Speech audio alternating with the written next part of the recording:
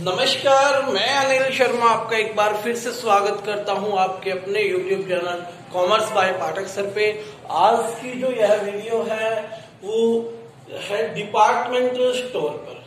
कुछ बच्चों को अचानक ये लगेगा कि बहुत सारा पोर्शन सर ने छुड़वा दिया है, तो ध्यान दे, जो रिटेल शॉप्स हैं हमारी, उसमें स्मॉल फिक्स शॉप्स और एजेंट रिटेलर्स जो इधर उधर घूम के बेचते हैं, ये वाला जो पार्ट है ये सीबीएसई ने 30% रिड्यूस किया, तो उसका एक हिस्सा है।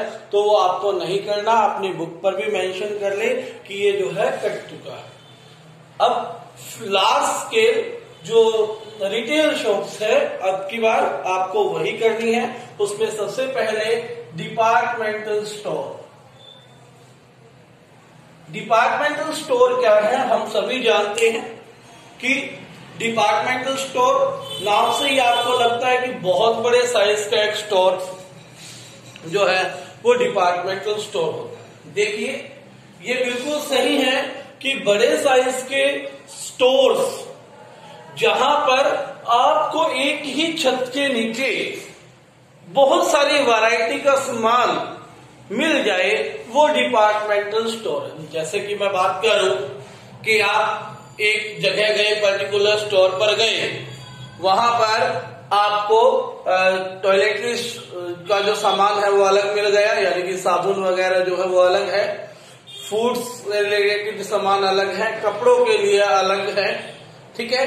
तो और इसी तरह से किचन के लिए जो सामान है, कुकवेयर्स जो होते हैं वो अलग है, फुटवेयर्स के लिए अलग स्थान है, यानी कि everything is available in a single store. समझ में आ गई बात? तो डिपार्टमेंटल स्टोर की जब बात करेंगे तो डिपार्टमेंटल स्टोर वह स्टोर है जो कि लार्ज स्केल्स पर काम करता है और wide range of variety customer products की क्या करता है, आपको ऑफर करता है एक ही छत के नीचे। ठीक है, समझ में आई बात? एक ही छत के नीचे आपको बहुत सारी कैटेगरी ऑफ प्रोडक्ट्स अवेलेबल करवाता है। ठीक है, और जब आप वहां पर जाएंगे तो देखेंगे हर एक जो प्रोडक्ट्स के लिए बहुत अच्छे तरीके से व्यवस्था होती है। अलग अलग शॉप टाइप वहां पर आपको लगेगा कि ये जो सामान है हमारा, ये इस कॉर्नर में है और दूसरा सामान जो है हमारा इस कॉर्नर में है। ठीक है बात? जैसे एग्जाम्पल के तौर पे बात करूं मैं, स्पेंसर डिपार्टमेंटल स्टोर है चेन्नई के अंदर, और एक है एल्कनरी मुंबई में, जो बहुत फेमस है हमारे यहाँ इंडिया के जो डिपार्टमेंटल स्टोर है। बाकी जो फुल फर्निश्ड प्रारूप है डिपार्टमेंटल स्टोर का, वो इंडिया में इतना ज्यादा अभी तक नहीं बन पाया है। ठीक है, बहुत सारे बच्चे इसको मॉल्स में कन्वर्ट करते हैं। मॉल और डिपार्टमेंटल स्टोर अलग है। ठीक है, मित्तल मेगा मॉल जो है आपको लगेगा कि वो वही है, सारा सामान वहां पर मिल जाता है, कुछ कुछ मिलता है, लेकिन ये अलग है। ठीक है, वहां पर शॉप्स जो है अलग अलग व्यक्तियों की है मॉल्स के अंदर, लेकिन यहाँ डिपार्टमेंटल स्टोर में इनकी एक खुद की कंपनी है। जैसे रिलायंस वाले जो है डिपार्टमेंटल स्टोर में का भी काम करते हैं, है ना। और बात करूं मैं, विशाल मेगा मार्ट के टाइप भी आप कुछ कर सकते हो, इसी तरह का होगा, यानी कि मालिक एक होगा यहाँ पर। ये याद रखें, डिपार्टमेंटल स्टोर में क्या है कि एक लार्ज रिटेल, आपने लिखना क्या है, a departmental store is a large retail store offering a wide variety of consumer products classified into well defined departments under one roof. ठीक है, इसके पास हर तरह के प्रोडक्ट्स के लिए सेपरेट आपको डिपार्टमेंट मिलेगा। इलेक्ट्रॉनिक्स के प्रोडक्ट्स के लिए अलग, कपड़ों के लिए अलग, जूतों के लिए अलग, टॉयलेट का सामान जो है वो आपको अलग मिलेगा, यानी कि हर एक के लिए एक अलग से आपको क्या मिलेगा, डिपार्टमेंट मिलेगा। ठीक है बात? तो आइए आगे हम बात करेंगे। एग्जाम्पल्स मैंने बता दिए, इसमें मैंने बताया था आपको स्पेंसर जो है चेन्नई के अंदर है और एक्बेरली मुंबई के अंदर। ठीक है, एक्बेरली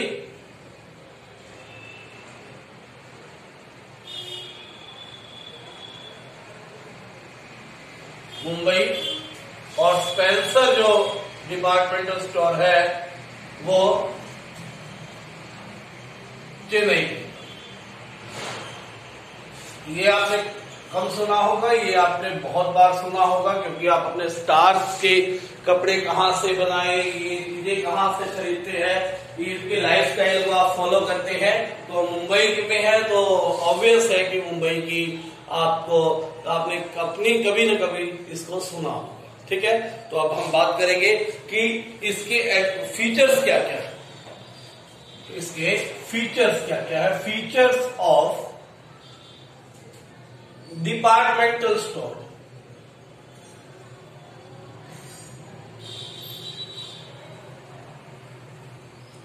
features of departmental store. Departmental store के फीचर्स की बात करें, डिपार्टमेंटल स्टोर एक ऐसी जगह है जो आपको सामान के साथ साथ कई सारी सर्विसेज भी प्रोवाइड करता है, जैसे टेलीफोन की सर्विसेज, वीडियो गेमिंग की सर्विसेज, होम डिलीवरी की सर्विसेज, इस तरह की कस्टमर को बहुत सारी सर्विसेज भी वो क्या करेगा, आपको प्रोवाइड करेगा, जिससे कस्टमर क्या होते हैं, उन सर्विसेज को देखते हुए क्या करेगा, अट्रैक्ट भी होगा।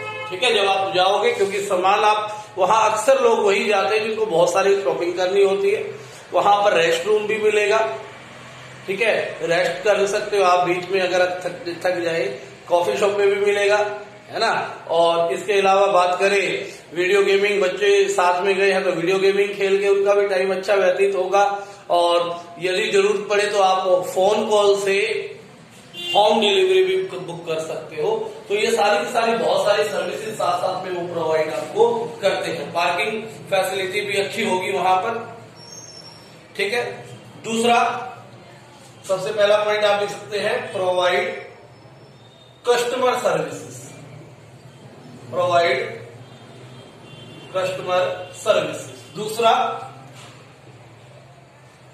सेकेंड पॉइंट हम इसमें जो लिख सकते हैं डिपार्टमेंटल स्टोर के फीचर्स में, कि ये जो है आपको सेंट्रली लोकेटेड शहर के बीचों बीच मिलेगा। शहर के कहीं ना कहीं बीच में मिलेगा, जहां पर सभी लोग अपनी सुविधा अनुसार आसानी से पहुंच सके। ठीक है ना, ऐसी जगह होगा जहां पर व्यक्ति जो है आसानी से रीच कर सके, यानी कि it will be in the heart of the city, और we can say it will be centrally located. ठीक है, ताकि ज्यादा से ज्यादा कस्टमर्स यहां पर पहुंच सके। ठीक है, ये परचेज करते हैं डायरेक्टली फ्रॉम मैन्युफैक्चरर्स। ठीक है, यानी कि ये जो भी सामान खरीदेंगे ये मैन्युफैक्चरर से सीधे खरीदते हैं और आगे जो कस्टमर्स को बेचते हैं, यानी कि मिडलमैन जो बीच के हैं वो सारे हट जाते हैं। इसलिए कंपैरेटिवली यहाँ पर सामान आपको सस्ता मिल सकता है। ठीक है, लेकिन फिर वही बात है कि यहाँ पर सर्विसेज प्रोवाइड करने में समय लगता है, टाइम लगता है, कॉस्ट लगती है, मनी लगती है, वो फिर सर्विसेज यहाँ खर्चे अपने पूरे कर लेता है। तो बात बराबर सी रहती है लगभग, इसमें यहाँ पर बल्कि महंगा हो जाता है सामान। ठीक है, तो कस्टमर सर्विसेज जो है ना, यहाँ पर इसकी जो फीचर है, इसके कारण ऑपरेटिंग कॉस्ट बहुत रहती है इनकी, यानी कि इनको चलाने के खर्चे बहुत ज्यादा होंगे। ठीक है ना बात। उसके बाद ये सिंगल परचेज डिपार्टमेंट मिलेगा, यानी कि परचेज डिपार्टमेंट जो है वो सेंट्रलाइजेशन के ऊपर काम करेगा। सेंट्रलाइजेशन क्या होता है, जहां पर अथॉरिटी एक ही व्यक्ति के पास होगी, बल्कि सेल्स के लिए अलग अलग डिपार्टमेंट होते हैं, तो सेल्स में यहां पर डिसेंट्रलाइजेशन। उसके बाद फिफ्थ पॉइंट में हम कहेंगे कि नॉर्मली इनके एक व्यक्ति नहीं होता, ये ज्वाइंट स्टॉक कंपनी के फॉर्म में खोले जाते हैं। बोर्ड ऑफ डायरेक्टर जो है इसके लिए काम करते हैं। ठीक है बात। तो ये फीचर्स थे, उम्मीद करता हूं फीचर्स आपको समझ में आ गए होंगे कि provide customer services centrally located है, डायरेक्टली मैन्युफैक्चरर से खरीदते हैं और परचेज डिपार्टमेंट सेंट्रलाइजेशन फॉर्म में, सेल्स डिपार्टमेंट डिसेंट्रलाइजेशन फॉर्म में यहां पर मिलेगा। जॉइंट स्टॉक कंपनी की फॉर्म में ये सारी चीजें, ये जो स्टोर है ये अवेलेबल होता है मोस्टली। ठीक है, क्योंकि एक व्यक्ति के पास इतने ज्यादा पैसे नहीं। उसके बाद नेक्स्ट, डिपार्टमेंटल स्टोर के एडवांटेजेस क्या क्या है, फायदे क्या क्या है। Advantages of departmental store.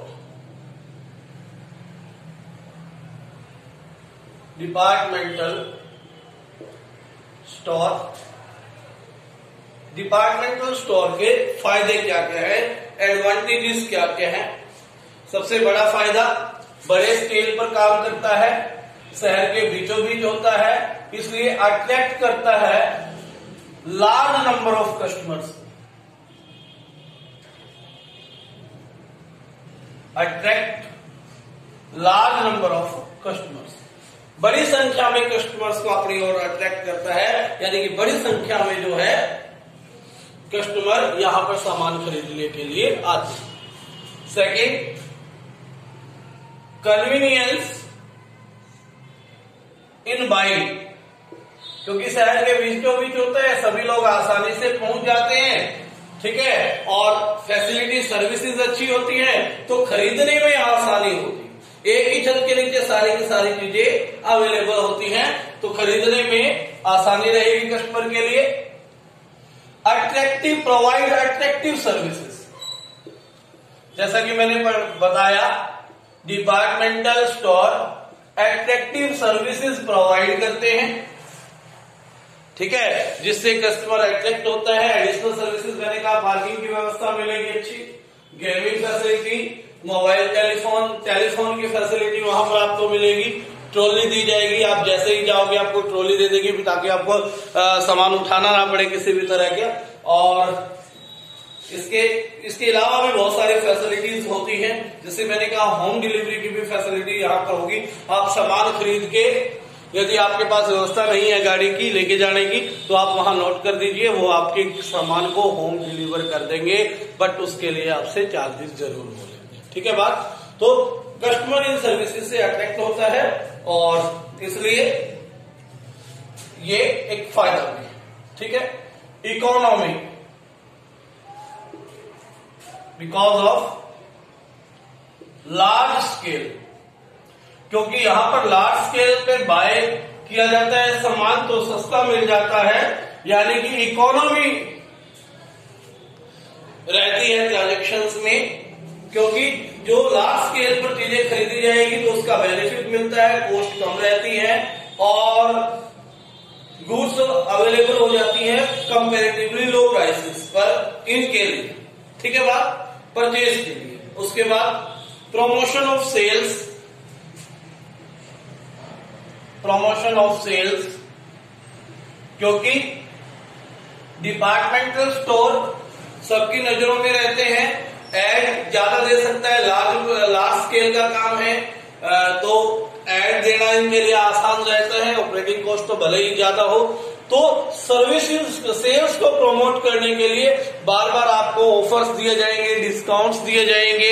ठीक है, गेट 1 बाय 1 फ्री दिया जाएगा, ये सारी की सारी चीजें, दिवाली दिमाका ऑफर्स, यानी कि सेल्स प्रमोशन करने में ये ज्यादा विश्वास रखेंगे ताकि ज्यादा से ज्यादा लोग क्या करें यहाँ पर आ सके। एडवर्टीजमेंट में भी बहुत सारा क्या करते हैं, ये खर्चा करते हैं। तो फायदे क्या क्या हो गए, large number of customers attract होते हैं, उनको खरीदने में सुविधा होती है और अट्रैक्टिव सर्विसेज प्रोवाइड करते हैं कस्टमर्स को, और लार्ज स्केल पर खरीदते। देखिए जब हम थोड़ा सा सामान खरीदेंगे वो महंगा मिलेगा, ये बहुत सारा खरीदते हैं तो इसलिए इन्हें सस्ता पड़ता है, इकोनॉमी पड़ता है, और ये प्रमोशन करते हैं, सेल्स प्रमोशन, है ना।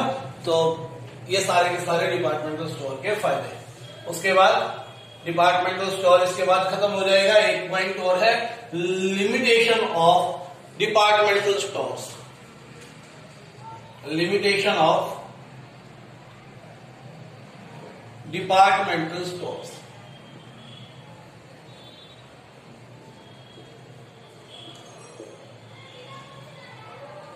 डिपार्टमेंटल स्टोर की कमियां क्या है? हमने फायदे पढ़ लिया तो कुछ ना कुछ कमी भी होगी भाई, है ना।